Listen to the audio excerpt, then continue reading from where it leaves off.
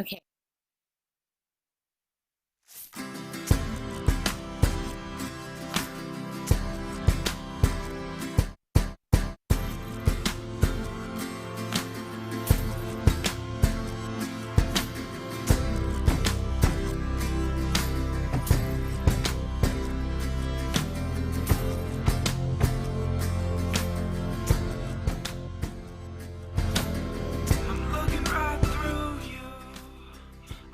Hello, and happy Monday. Thank you all so much for joining Together We Thrive, a live workshop series supporting single moms.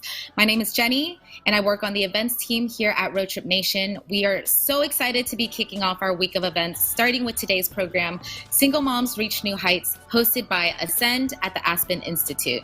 Before we meet the Ascend team, I'd like to thank ECMC Foundation for making all of this possible.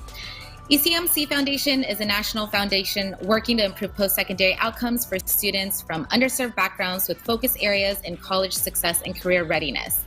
Last year, Rin and ECMC Foundation teamed up to send 3 single mothers, Kira, Gabby, and Malia, on the road in the green RV, much like the one behind me, to explore finding meaningful careers and navigate post-secondary success. They traveled across the country to talk with other single mothers who have found fulfilling work as microbiologists, professors, authors, artists, and more. You can check out their journey in our new documentary, A Single Mom's Story, which is now available to watch on our website or your local public television station. Here is a look at the trailer for A Single Mom's Story. When you think of single mom, you just think of struggle. Going through my 20s, being a single mom, so many people made me feel bad about it. I've been on repeat, make money, pay the bills, take care of the kid.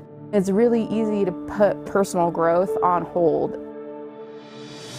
So I am about to take a road trip with 2 other single moms. Roadtrip Nation, here I am. And we're gonna interview successful professionals. Strong single moms that have faced the same obstacles. I'm hoping to leave all the self-doubt. Being a single mom, there's pressure when it comes to your decisions. Like, what if I make the wrong one? You're doing great. You only have 2 hours and 49 minutes. I'm feeling a little lost, and maybe I'll find an answer or a door to go through on this road trip. The most important decisions you're going to make in your life, the ones with risk, the ones with fear, are the most important to lean into because it allows you to expand as a human. Is there any words of wisdom for other single moms working towards their path? More than anything, I think it's just about figuring out your purpose. And I think once you can see how your purpose can impact something outside of yourself, then you're on the right path.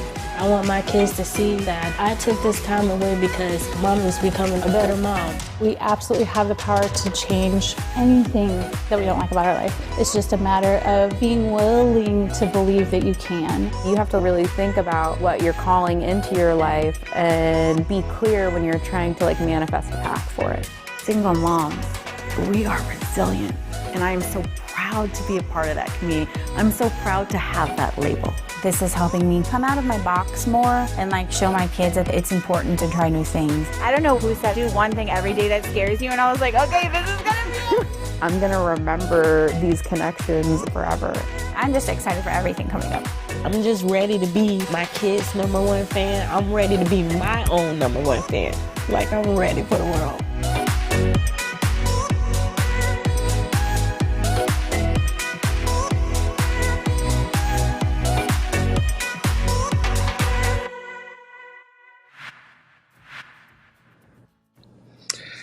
Hello, thank you everybody for joining today.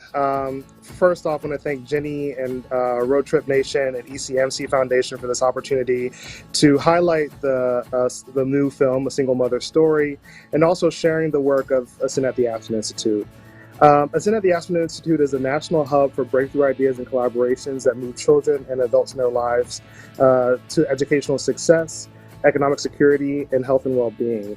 We take a 2-generation approach to our work, focusing on children and the adults in their lives together, and we bring a gender and racial equity lens to our analysis. In everything we do, we draw on the expertise and experience of families. I am David Kroom, Assistant Director for Postsecondary at Ascend, and I lead our initiative called the Aspen Postsecondary Success for Parents Initiative. With the PSP initiative, we are working to make the case to post-secondary leaders and systems, state and local systems, institutions and providers of higher education, that student parents are worth significant investment. A key tenet of our work at Ascend and through PSP is engaging student parent voice in substantive ways. As part of this initiative, we have a group of parent advisors. In the second cohort, we have 11 parent advisors who are student parents enrolled in post-secondary pathways or have recently completed post-secondary pathways at colleges and other post-secondary providers across the country. In this group today, we wanted to really highlight the voices of our single mother students. And so you will hear from 4 of our Ascend parent advisors, and also you'll see Malia, one of the road trippers featured in this, featured in the film here today, sharing her perspective on being a single mother student. And so now I'd like to welcome Amber Angel, one of our student parent advisors, to share her perspective and narrative and details and data around student parents, especially single mothers, enrolled in post-secondary systems across the country. Take it away, Amber. Hi, everybody, and thank you, David. Thank you, Roadtrip Nation, for having me. My name is Amber Angel. I'm a former student parent, a current program coordinator at Los Angeles Valley College Family Resource Center, and a parent advisor to Ascend at the Aspen Institute. When Ascend invited me to speak today, they asked that I give a condensed version of the keynote that I did at the Community College Trustee Leadership Congress. So I apologize to anyone who may have already heard me speak there. But I'm really excited to be speaking with all of you today to share my story and set the stage for an incredible panel of student parent speakers. We all have a story to tell, as you can see from that film, very powerful stories, and they matter. So thank you, ECMC, for funding this, and I'm grateful to be a part of it. Every good story in Hollywood has an underdog story, and we all love to see that strength and struggle. I heard a mom say it in the video. But I want to challenge the notion that there needs to be so much struggle to have strength. So my journey, in the 8 years that it took me to get my bachelor's degree, I started college with the stigma of being a high school dropout. As the youngest of 8 children, my father the middle of 13, I'm the first in my family to go to college. I did that with a 2-year-old in tow. And while in school at Valley College, in my last semester, my water broke in my 8 a.m. math class with the birth of my second daughter. And then lastly, after transferring in my last year at Cal State University Northridge, in the same week, I lost my father and became a single mom and found myself houseless with my girls for the remaining fall semester, crashing on a friend's couch. But that isn't really the story that I'm here to tell you about today, because although I can tell you that that was absolutely a struggle, I can also say that it was the incredible supports that I had at Los Angeles Valley College and at my work at the Family Resource Center that supported me to be able to overcome those life challenges and be successful in school. And I think that that's really more important to talk about. Slide, please. But I'm not alone. There are nearly 4 million college students and more than 1 in 5 that are raising children in the home. For Black women in college, it's 2 in 5.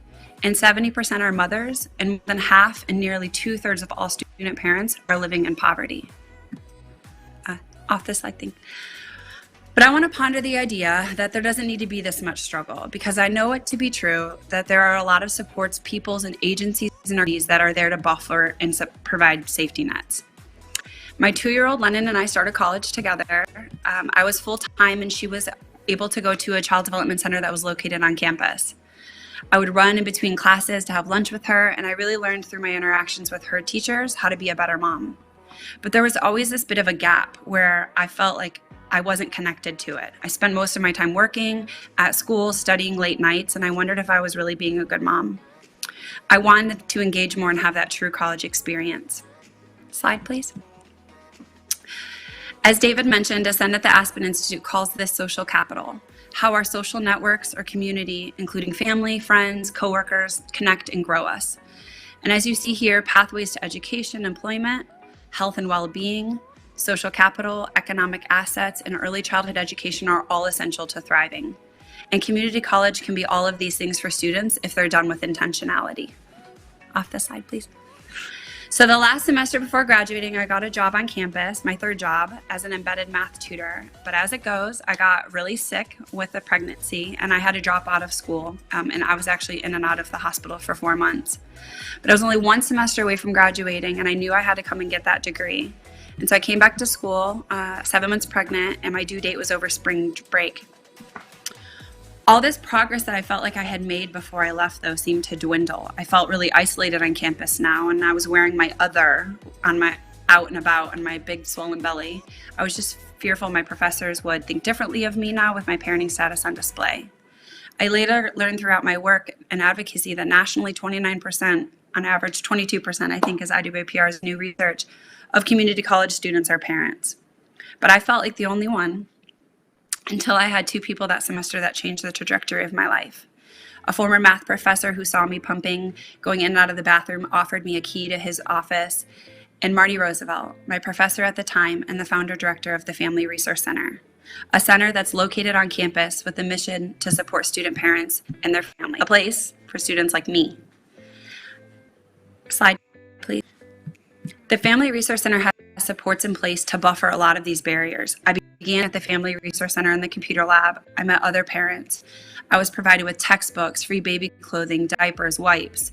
I began nursing in their lactation room and storing my breast milk in the fridge.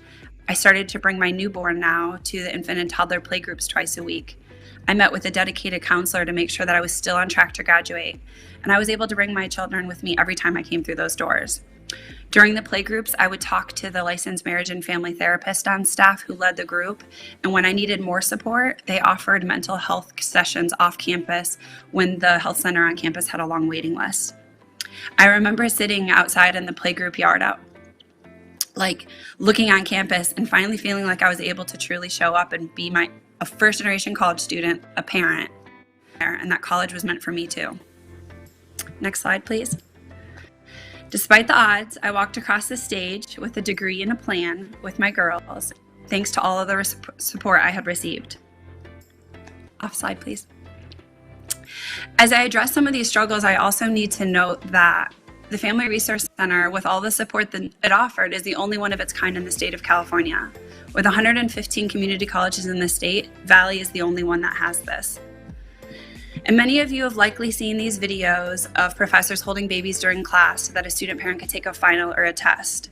And as a society, we in the media, we've loved that story, strengthen the struggle. But we need not to hope for one sympathetic, understanding professor. We need a community of care and a culture shift. The solution isn't to allow more kids in the classroom. The solution is to have policies and supports in place so that that parent didn't need to bring their child in this. As leaders in this work, when you're thinking about this with retention and success, need to consider student parents and that their lives outside of school impact their ability to be successful. College is really hard. It's a lot harder with a 2-year-old. It's not fun going to the library with a toddler, meeting up and doing group work, choosing classes, taking into account your family schedule. It's hard to stay on track, and choosing between expensive textbooks or diapers for the month isn't fun. But despite all of this, student parents, they take twice as long to graduate because of life circumstances. Like I mentioned, they perform better than their peers without children. Thank you. When I transferred to California State University, Northridge, I had a job secured at the Family Resource Center because Marnie believed that representation matters, and the experience at Valley as a parent was going to help other parents achieve their goals. And around this time, she nominated me for a send at the Aspen Institute, where I was invited to share, listen, and learn at a Think Exchange and meet 19 other student parents from around the country. Having that door open for me has allowed me to be here today, and unintentionally and unknowingly, I've opened similar doors for my daughters because our conversations around the dinner table are now about what they're going to study, not if they're going to go to college. I don't want to be a headline success story about that one professor who gave me a key to pump in his office, or about how Marnie Roosevelt initially wanted to support me. I want it to be about all of the program that was put in place that really, really supported me. And I want it to be replicated and scaled across the community college system to change higher ed forever. Because I suspect that if there were a represented group of diverse student parents involved in the process to policies and included in places of decision making, there would be a lot less struggle. Last slide, please. After another 6 years of graduating, a total of 8 from the time I enrolled, I walked across the stage at California State University, Northridge, earning my bachelor's in science in family studies to help other families like mine. With my 2 daughters, Lennon, Blue, and Everly River, and the president of the Board of Trustees for the Los Angeles Community College District there to root me on. I hope that something from my story stuck with you on how you might involve student parents in your work by first maybe being aware, by creating spaces. And while I do believe that there are additional we know there are obstacles that student parents face in their non-parenting, from late night studying to get that college degree, we know the struggle, but I say that we're a pretty strong force, and the panel that you're about to hear from is a testament to that. Waukesha, take it away. Amazing narrative and sharing the case that, you know, she's not the exception, but rather she's the rule, that there are a lot of student parents and single mothers who are in these spaces who want to feel a sense of belonging and want to feel that they are supported in their pathway. And so I really appreciate you being willing to share your story with this audience and make the case for why single mothers and student parents are a population worth investing in. Next up, I'd like to introduce another one of our amazing Ascend parent advisors, Waukesha Wilkerson. Waukesha is a student now at Sac State University, and she's going to moderate a panel of single mothers, including 2 of our Ascend parent advisors, Lynette Coney and Michaela Martin, and also Malia, one of the road trippers featured in the film. So take it away, Waukesha. Thank you so much, David, and thank you to ECMC, Roadtrip Nation, and Ascend at the Aspen Institute for amplifying the voices of student parents and single moms just like me. I am honored to moderate today's panel, which include Michaela, Malia, and Lynette. And before we get to the panel, I'll give a brief intro of myself. As David mentioned, I'm a student parent at Sacramento State University. I'm a single mom of 3 amazing kids. My sons are 14 and 5. My daughter is 7. I recently graduated from Coastline Community College in Southern California, and I currently work full-time as a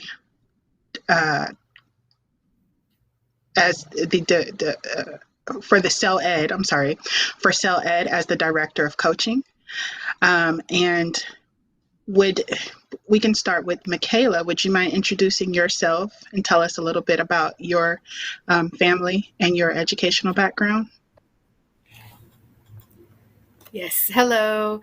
I'm Michaela. I'm currently a second-year law student at the University of La Verne. I have a 7-year-old boy named Ezra, and I am a student parent advisor for the Aspen Institute. Thank you, Michaela. And Lynette, would you mind telling us a little bit about yourself?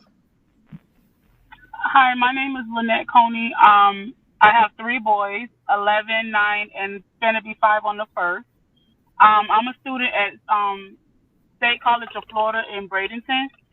I am a nurse, so I'm going to school for my RN, and I'm getting everything out of the way now. I currently work at the Salvation Army, just so I can get through school. Yeah, so that's pretty much it. Thank you so much, Lynette. And last but certainly not least, Malia, would you mind introducing yourself and telling us a little bit about your background?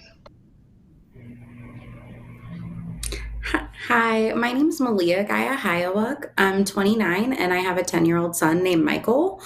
Prior to the road trip, I was working full-time as an office manager and doing classes online through University of the People studying computer science. But now I am a student at UNM full-time and I'm pursuing a film and digital arts degree. Thank you so much, Malia. I want to ask you a question, and we can start back with you, Malia. What has been the most challenging thing about being a single mother student? Being a single mother student has been a long journey for me. I had my son when I was 18 years old, and it's always just been him and I. At first, I went to a vocational school, which I completed, and that was really great. They had a lot of resources for parent students. And I went to the University of Alaska for a couple years, and doing it with a toddler was really challenging. So I ended up taking a break for a while. And, I think part of going back to school was like getting over the stigma of my age. Like, am I too old to be going back to university? Like, is it fair to my son? But it's good. It's been a good journey. And I think opening up resources to myself and like meeting people has been really pivotal in making like bigger decisions when it comes to my education. I can definitely relate to a lot of the challenges that you faced as a student parent. And Michaela, same question. What has been the most challenging thing about being a single mother student for you? For me, the most difficult part of being a single mother student parent is time and navigating my own feelings of feeling kind of lonely or inadequate or not being able to do all of the things that are expected as a parent and as a student, and not feeling like I have the ability to find the time in a day to accomplish all of that. And when it comes to feelings, the feelings of what is it to be a good mom or a good student, and kind of having to accept that I'm going to be an average student, and maybe being an average mom makes me a good mom. So I'd say the hardest part is sometimes feeling lonely and having to navigate all of the feelings that come with all of those different identities. Thank you, Michaela. Definitely trying to navigate through our feelings as single moms is crucial as parents, because we want to be a good example for our children. Lynette, changing gears a little bit, I have a question. I see that you're actually working out in the field at the Salvation Army. How have your priorities changed as a single mother student due to COVID? Like, how have your priorities shifted? Well, they shifted a lot because I was working as a nurse and then I lost, so I had to hurry up and find a job so that I'd be able to pay bills and make sure that my kids is good while doing the homeschooling because they were virtual. So it's I mean it went downhill because I'm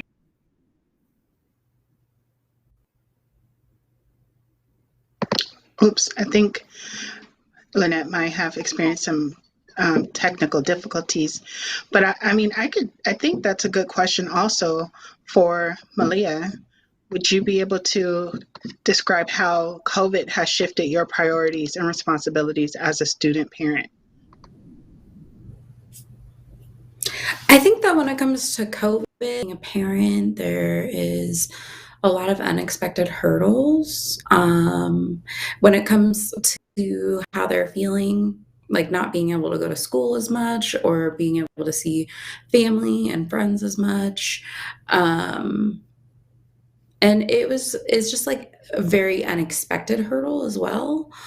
Because you want to support your kids and do everything, but you also have all these responsibilities. Like I'm taking, 15 credits right now. My time is really, I have to manage it really well, but you also don't want to feel like you're like neglecting your kids. So that's definitely the hardest part for me. I can definitely relate to that. Lynette, you're back with us. Did you want to finish your response about how your priorities have shifted working out in the field during COVID and being a parent and a student? Yes, I can kind of relate to what Lane was saying about like the time consuming, you taking classes and helping your kids with classes and plus working full time. and it was COVID time. I think we're going to get back to Lynette. That's fine. We'll get back to Lynette when she has more stable internet. Michaela, I have a question. What programs have helped you as a single student parent? During undergrad, I went to Oregon State University, and they offered free drop-in childcare, which is fairly unheard of in institutions. In fact, right now they're the only school in the Pac-14, so in the major universities in California, Oregon, Washington, that offers that program. So they allowed us to bring your child for up to 3 hours a day when they were open, and you had to stay on campus, so you could use the library or use other services, and allowed me to be involved in extracurriculars. And as a student parent, I might not have been able to be involved in extracurriculars or have that kind of bond with my campus if they hadn't offered that service. So I would say that's probably what was the number one service that I don't know what I would have done without, was that free drop-in childcare. That's awesome. I can imagine the potential of many student parents if they had the opportunity to have support with childcare. It's one of the most expensive things that we as parents, whether we're single parents or not, or students or not, that takes a majority of our income is paying for childcare. So having those resources on campus, I can imagine definitely lent its hand to support you in your success. Malia, are there any programs that you want to discuss that have helped you as a single mother student? I think for me, my biggest resources is scholarships. And that it didn't matter whether that was vocational school or, when I was at UEA or now UNM, because the cost of education is super daunting, especially when you are the only person responsible for an income in your home. So I really urge people to look for resources. There's competitive and non-competitive scholarships. There's all kinds of websites now that help you get connected with funding. And if you're already, stressing out about having to pay for the expenses of your children, trying to pay for tuition is a little intimidating. So I always urge people to look up for scholarships. Absolutely. I completely 100 agree and have benefited from various scholarships during my career in education. So I co-sign with that advice. This question will be for both of you, Malia and Michaela. If you had the opportunity to speak to those who write policy for higher education right now, what would be some advice you would give them to help support single student parents? And we can start with Michaela. Yeah, something that I've worked on quite extensively over the last few years is actually trying to collect better data. So we talk a lot about data. I know Amber shared some, and there is some data, mostly nationally. But we don't have institutional level data on how the programs that institutions are coming in with, how they really affect graduation rates. And so I would say collecting better data that we can look at those intersecting identities for student parents, and then also non-fiscal policies, such as the ability to take tests at a different time. I had a friend once that had to retake a class because her daughter got pneumonia during midterms, and her professor said that there was no accommodations allowed for student parents. So in the workplace, we have things like FMLA that protect your job, but we don't have anything like that for student parents in higher education. So I think having those kinds of policies, or I struggle calling them accommodations for student parents during those times, because no child care in the world is going to take your child when she has pneumonia. So having those kinds of conversations that wouldn't really cost institutions anything would be my two recommendations. Awesome recommendations. I'm sure we could all benefit from professors using their discretion or having a policy that's campus-wide or system-wide that protects our ability as student parents to be successful in college. How about you, Malia? I think a lot of the times there is a focus on finances for, support programs, which are very, very important.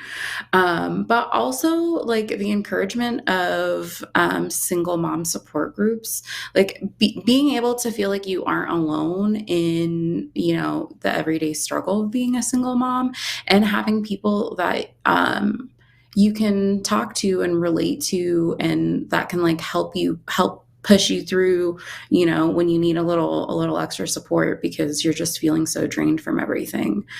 And also using those groups as a way to talk to the single parents to figure out what their biggest hurdles are, because I feel like when you're a single mom, there's already these assumptions, and it's like a premeditated list of things that are hard for you when it comes to your education. And a lot of the times it's money, time, and like childcare, but there's a lot more to the picture than that. Great points, Malia. I think our colleague Amber highlighted that we want to be successful in college, and we're part of the population that is the most successful with the proper support, which goes into building the social capital, helping the university as a system, helping us build that social capital and network of support to encourage our success. I see Lynette is back and joined us. Lynette, so I'll throw the next question to you. What advice would you give a single mom pursuing a post-secondary degree or workforce credential? I would tell them that, mainly is the support. Make sure you have a big support system behind you, because that you're really, really going to need that. That was really tough for me. And also like time management, like Michaela was saying, having to, help your kids with their work and do your work at the same time while working. So like time management, I would say, is another big one. Absolutely. Michaela, do you have anything to add to that for advice for single parents to be successful? I would say during COVID, I've had to manufacture it. And that was kind of weird. Maybe I'm not always the best at like blocking out times, but without blocking, like I've blocked out video game time, right? Like where, okay, my 7-year-old loves playing games. So I'm going to allocate this much time here and this much time to homework, because sometimes we sit down to do it and it becomes so overwhelming and we're like, I'm never going to get through the homework, and I'm neglecting my duties as a mom, and it starts kind of spinning. So I've created like a color coded time block for the week. I mean, I'm not the best at it, but when I start kind of being like, what am I doing right now? I have somewhere to look and somewhere to turn to. And so I think kind of finding ways to trick yourself into making those times and turning off homework time when it's playtime, and turning off, other distractions when you need just an hour at a time for homework has really helped me. Thank you, Michaela. So we are getting questions from our audience, and I want to make sure that I get some answers for them. I have a question from Amy Nichols, who is curious if any of the student moms have used online coursework in their pursuit of higher education. I'm doing online right now. I'm taking 3 classes online, as a matter of fact. There's another reason why I'm not working as a nurse, because I can't do that during the day. I can only do these classes. I have Zoom meetings that I have to do in the evening, and then the classes, and get my schoolwork done during the day. So I'm doing 3 online classes now. I also did online education. Oh, sorry. I did online education when I first started. Going back to college after my initial break. And it was hectic for me. I was only doing 1 class at a time, but I was also working between like 40 and 55 hours a week. So I would have to wake up at like 5 to do the homework. But there's definite advantages to going online. And like a big one is like financial. Usually going to online school saves you quite a bit of money. But like, I think people also forget, like, they can still apply for like scholarships and stuff, even when they're going to an online institution, as long as it's like an accredited institution. Like, there's still resources there. It's just not as present as when you have a university system that has a department specifically for parents, you know? Thank you so much. I also did. My apologies. I also did quite a bit of my undergrad online. I was very mindful of how many I took online and how many I took in person. And for me, as a single parent and going to school, I didn't have like the most time for like a robust social life. And so making sure I still had like a couple classes online helped me. In At the institution I was at, we had a lot of classes available online, even at university. So I think even pre-COVID, we had this kind of starting to transition, looking at doing classes online. During COVID, I think it's been a struggle with everything being online, especially with everything being synchronous, meaning you have to be present in class at the time that they're doing lectures. And so just to integrate something that I found really useful is I have one professor that kind of does a mix where some weeks we have online live classes, and then sometimes we have what he calls asynchronous classes where he'll record the lectures and we can watch them on our own time with kind of activities to keep us engaged, to ensure that like we're watching those. And so as we're moving to this more online landscaping, I really would promote this kind of hybrid mix of synchronous and asynchronous classes to be able to help accommodate everybody's lifestyle during this time of uncertainty. Agreed. I personally have done 99% of my education via online, and it's been the best for my family and my lifestyle. But I've learned from many colleagues and student parents that just some prefer the in-person learning, or some learn better in in-person learning. So it really is unique to each person. We're all very multifaceted individuals still. I have another question from Jennifer Becker. How do we as institutions set up workshops, activities, and etc. that promote engagement of single parent students? I'll throw this question to Malia, since that was part of one of your responses. I think that when it comes to setting up engagements and you're targeting single parents specifically, like, don't forget the kids, you know, because especially if you are a single parent, you're financially strained and like you might not have help. So trying to go to an event where your kid welcome isn't going to be very welcoming for the parent.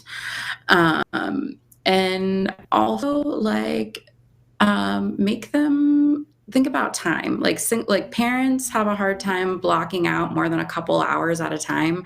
So if you make like a 4-hour event, that might not work for a lot of parents because their kids are going to be cranky or hungry or need a nap, or they have 50 million things to do at home. So just like be considerate of a parent when you're trying to, you know, plan an event for them. I see every head nodding on the panel, so I want to make sure I give both Lynette and Michaela an opportunity to provide an answer. Also, we can start with Michaela. So I also think it's very important to have things that are specific for student parents and specifically for single student parents. But I also think ensuring that we incorporate single parents into other activities. One of the things, not to kind of other things I've worked on, was talking to cultural centers on campus and other activities that are done by clubs and asking how can we get more student parents to be able to be incorporated into those activities. So some folks were looking at providing childcare during larger events that they had, because sometimes it feels like as student parents, we have student parent events and then all of these other events we can't go to. So I think that really being mindful of incorporating student parents on campus means incorporating them in all aspects of campus life. Very good point, Michaela. I'm sorry, did you have more?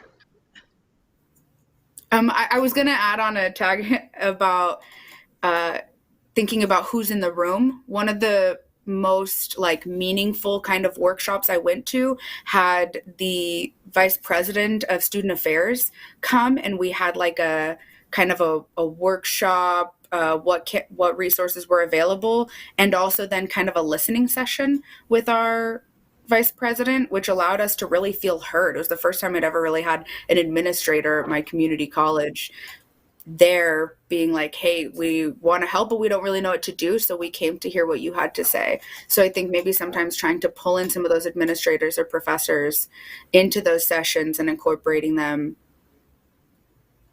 even just in a workshop setting, can really be impactful for student parents also. I agree, Michaela. Giving us the opportunity to be seen as well as heard and our opinion valued can go a long way. Lynette, was there anything you wanted to add? No, they made pretty good points. Thank I you. agree with And then there was another question, but I think we kind of covered it. And then you can let us know if we did not, Brian Lee, if you want us to be more specific. What were the most helpful or impactful services that were offered by institutions that helped us? So that's from Brian Lee. What were the most helpful or impactful services provided by their institutions? So I think Michaela pretty much answered very detailed about the services provided by her institution. Malia, at the universities you've attended, what have been some of the most impactful resources provided? I had to look for resources that were offered by my community because they weren't necessarily offered by the school. Like, so when I went to vocational school, I had a daycare lady that she was an in-home daycare, really small. She was so helpful. And she also would like her hours when she knew that I had to like work late for school and stuff, like she was like really supportive, you know, like I didn't have to pay like late, or she didn't mind if he like had to stay for dinner because I had like something to do that night. So like that was really helpful. And then the other things is like, and like I guess reliable childcare is like probably the most important to be able to get anything done. And that doesn't just include your time in the classroom. That includes like time to be able to study, because a 2-year-old, if you're working, I remember the first time I was in college, I was working, I had my son full time, and I would be trying to study at night after working 2 jobs. And like a 2-year-old doesn't care about your deadline, you know?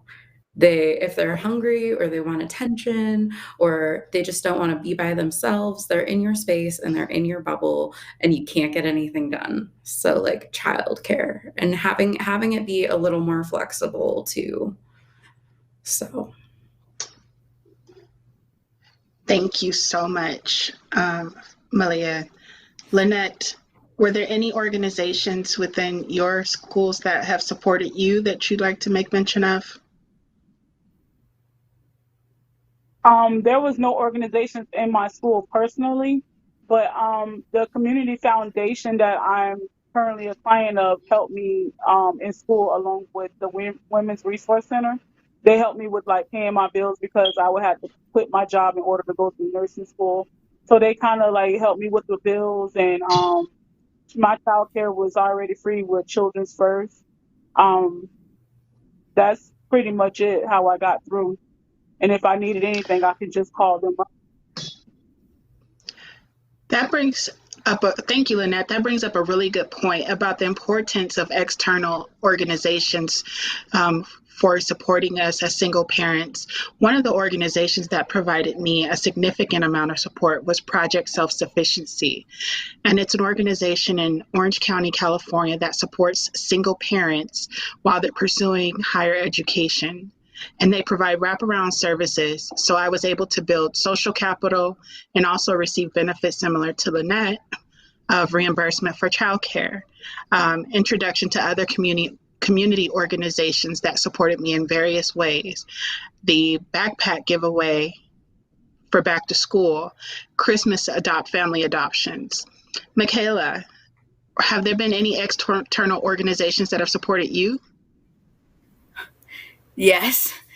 Short answer. First, I have to plug my mom. My mom, throughout my education, has been so supportive, and I feel like I have a lot of privilege in that she was able to kind of set her own hours at the job that she had, and so she provided me with the bulk of my childcare. I also am on Section 8. I receive a lot of benefits through the state. The last 2 years of my university, I got a full ride scholarship through the Ford Family Foundation. I don't know that I would have pursued any education after a 2-year if it wasn't for them. There was no way I'd be able to afford it. With the Section 8 voucher, I was able to transfer that to California in order to go to law school. I have made use of more organizational help than I think that I could probably list offhand, between, the LEAP program, through community services to help pay my power. There's church resources I've had to contact to help me pay my rent when I didn't have it. And I can't express enough gratitude for all of those resources. And 211, I don't know if anybody's used it. If anybody on the line is ever looking for resources, I was at call 211 on your phone, and they will give you a list of some community resources that can help you with anything from housing, power, gas, electric. It's a pretty great resource. I've called that number many times. Yes, there have been many organizations that have helped me throughout my career, and don't be afraid to use them. They're there because they want to help you. And I think sometimes as a single mom, at least for me, I'd get a little bit stuck in my head and not want to be like, hey, like, I'm really lost. I don't know what to do right now. And it can be really hard to reach out and tell somebody, like, I'm about to fall apart. Please save me. And so don't be afraid, though. Those organizations want to help you. Thank you so much, Michaela. Is it okay if I tack on to something on that? Absolutely. Okay. So, like, I think that when it comes to being a single parent, like, you already face a lot of stigma as a single mom. Like, all the decisions that you make are scrutinized by like that are expertise and like everything around you. So, like, when you are a single mom, people already assume financial struggle. Like, there is a stigma about being financially unstable when you have your children. But when you have them at a young age, like myself, 18, like, I didn't have the time to establish myself before I had him. So I had to like learn how to swallow my pride and learn how to be thankful for that there's these types of programs, instead of beating myself up over having to use them in the first place. Like, and when you look at what those social programs do in the long run for single parents and for their families, like, the benefits outweigh the costs and the expenses for these programs. They create long-term impacts that affect the children's ability to be able to get higher education and create generations of sustainable families instead. So you have to just like breaking the cycle as opposed to staying in, poverty. That's what it comes down to. Absolutely. Thank you so much. So to answer, I have questions from Catherine Suk. Yes, 211 is a nationwide resource hotline. It should be accessible from anywhere, and it'll patch you through to your local resource operator. And then another question was, did we participate in any specific academic cohorts for peers that took a success class or classes together? I personally have not participated in any cohort model programs that were geared towards success of student parents. I can ask the other parents on the panel, have you all been participants in any learning cohorts? I don't think so. Mine was It doesn't look like is so. the only one. So that was the only program that I did that was specifically for single moms. Thanks. Yeah, Did any of you enroll? Oh, go ahead, Michaela. I'm sorry. Oh, I was going to say like a class-based, which would be phenomenal, but the scholarship that I got from the Ford Family Foundation did have a cohort-based model of us scholarship recipients. And so even having that support and feeling like we were, even though we weren't all at the same colleges and we weren't taking the same classes, having that support even was fantastic. We were together. Thank you so much. I think that is a big part of the student parent community, is building that network of support. And I appreciate how each of you have emphasized that.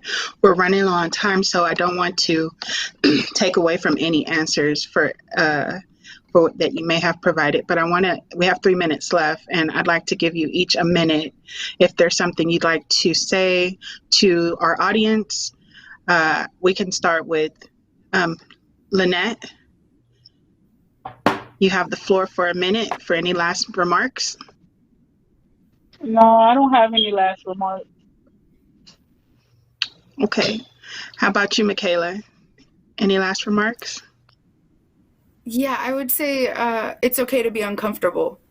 That when you're in school, it all feels very awkward and it can feel kind of painful, and that's okay. That's a part of that growing process, allowing yourself to be uncomfortable. And I would also say find your people. It can be hard, and sometimes you're like, oh, I kind of like that person, but I don't want to be too much, or I don't want to be like, hey, like I need a person and sound weird about it. But like, it's okay to sound weird. It's okay to be uncomfortable, and it's okay to make those connections and to work for them, because you'll need them. You'll need somebody that you can tell, hey, like this is a lot, and for them to tell you that it's okay and that you can do it. Thank you, Michaela. And Malia, any final remarks? Yeah, I think when it comes to finding your support system, make sure that you find people that are willing to have in-depth discussions with you, or even like offer mentorship, because having the guidance is really, really helpful. Also, be kind to yourself. We have a lot of pressures as parents, and we have a lot of pressures as students, and dealing with those independently is already a struggle. But when you have to deal with both of them at the same time, you have to remember to be kind to yourself, and know that it's more about your long-term goals than what's going on in that moment, because there are so many times when you're going through school and you're raising your kids and you're doing all that stuff, in that moment it feels unmanageable. So be kind to yourself, give yourself the room to grow. Well, I'd like to thank all three of you ladies so much for your expertise and support during this panel. And with that being said, I'll hand it off to David. You guys have a great rest of your day.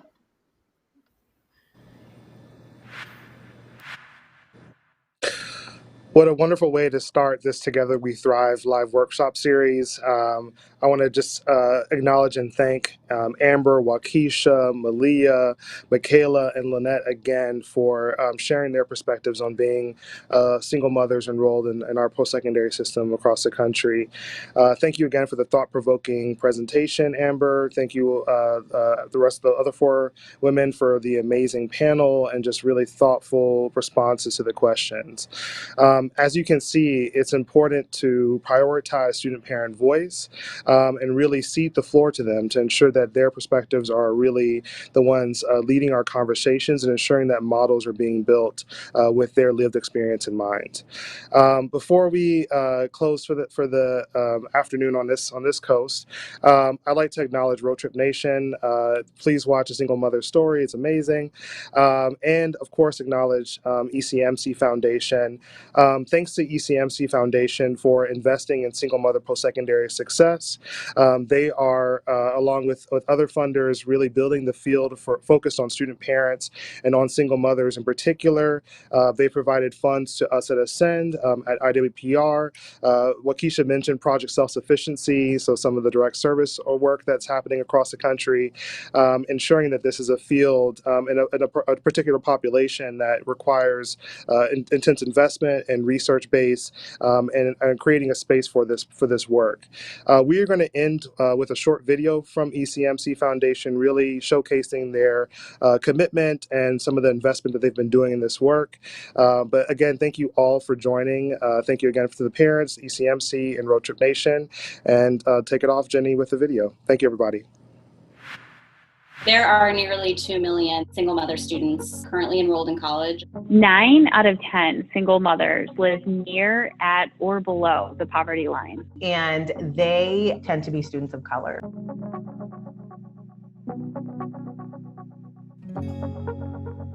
Post-secondary education is one of the best ways for single mothers to lift themselves and their families out of poverty. Unfortunately, only 8% complete a post-secondary credential within 6 years of starting. The current structure is geared towards a particular type of student that does not necessarily include women or people who manage a household who are also maybe the sole providers for a household. So I had this hunch that there was a sizable population of single mother students in post-secondary education, but I couldn't find any information about the size of the population or the needs of the population. ECMC Foundation approached IWPR to ask the question about where there is research on single mother students. They funded us to conduct what I feel is pretty seminal research on the economic returns to single mothers' degree attainment. And we were able to estimate that U.S. society and every state in the union would see economic returns to investments in those supports. This is a great investment in breaking cycles of intergenerational poverty and really advancing a social justice agenda. 10 years ago, no one was talking about student parent. It wasn't a phrase, it wasn't a thing. The investment from ECMC Foundation in single mother education is groundbreaking. They helped to bring it to the attention of other grant makers, of policymakers, of thought leaders, and help to invest in the advocates and the researchers who were making the case. Since that initial grant that we made to the Institute for Women's Policy Research, we've made several grants to support programs for single mother students. The time use research that my colleagues and I have done shows that single mothers are spending 9 hours a day caring for their kids, taking care of their houses. And more than 2 in 5 single moms in college are also working more than 30 hours a week. ECMC provided critical funding for the exploratory phase for the new technical assistance program that we're going to be offering. And that really involves us taking our best practices that we've honed and learned over the last 10 years, bringing those to institutions and having them work to adapt those to their environments on their campuses. One of our community colleges, Kingsborough Community College, was able to participate in College Success for Single Mothers project. We provide them with funding, for example, to continue to enroll in the winter quarter or the summer, because those are semesters that are usually not covered by financial aid packages, right? And then also to provide a payment for her children to be part of our summer enrichment program. And in terms of the intrusive advisement, providing you with a laptop, giving you Metro cards. We have to have a single mom voice around the table saying, here's what this means for me. And that's why we funded Roadtrip Nation, who's lifting up the voices of single mother students and helping to better understand their challenges and the opportunities that they see for themselves and their families. The ECMC Foundation injected some new life into the conversation, and we've seen investment at the state level, which has been really exciting. Legislation to launch a pilot program that is intentionally seeking to support single parents. There was a massive investment in need-based aid for student parents. The data show that single mothers are highly motivated students. They are not just thinking about their own career and their own future. They are thinking about their children's lives. There are best practices out there to understand what single mothers need to be successful and graduate with a post-secondary credential. These include case management. Coaching that is individualized, that takes a holistic approach to students' lives. Wraparound supports are critical. Expand access to childcare. Transportation vouchers. Allow us to free up more dollars for students through emergency aid programs. Better data to understand the student demographic on campus. The C Campus program is wonderful, and I think the biggest issue with the program is that we need more of it. Just eliminate the barriers so that more people have access and can be successful. For a single mother who earns an associate degree, over her lifetime, she'll see an additional $250,000 more than she would have earned with only a high school diploma. I mean, there is no more beautiful moment at a CUNY graduation when you have a parent walk into the stage with their little 3, 5, 7, 8-year-old to their hand to get that diploma. If we can replicate that good feeling on a daily basis on our campus, we'll be doing the right thing for our student parents, but we're also going to be elevating our entire higher ed communities.